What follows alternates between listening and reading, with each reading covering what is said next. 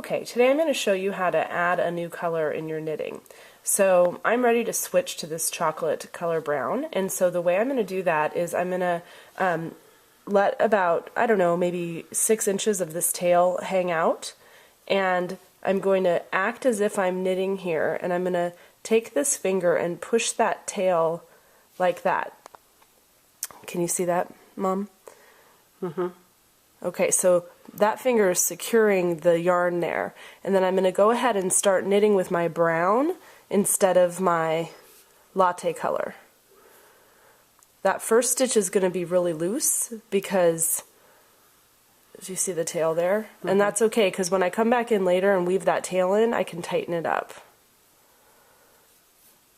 So that's it. Now I just keep on knitting with my chocolate colored yarn until it's time for the next color change. So I have 2 choices here. I can cut this latte colored string, I can cut that, and then I'll have 2 ends hanging there, and then I'll weave them in at the end. Mm-hmm. Or I can keep this one, and I can carry it up the side if this color is going to be used again within the next couple of rows. Okay. Okay, so now I'm coming toward the end of my chocolate row here. I'm doing my last couple of stitches. And you can see the tail where I added the color in the last row. I'm going to turn my work now, okay? And if the pattern calls for me to switch back to this color, all I would do is leave the brown and then go ahead and pick up the latte and start knitting with the latte, just like that. And then you can see that I have a stripe pattern formed there. Okay? But if the pattern calls for me to continue in brown, because it's going to be a thicker stripe, what I would do is I would carry this latte color up the side.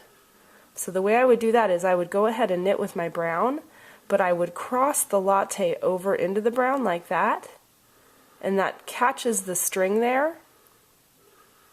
And that's what people mean when they say carrying up the side. You can see that yarn is going to come up with me. It's traveling up. So when I get back, that latte will be there and ready for me to knit. How far can you travel up the side? You can travel up as far as you want. You will see the string in there, so you can see that color there, and so it would just travel up with you. Okay. But sometimes it's just easier to cut and weave in if you have a lot of rows to cover. Okay. Okay?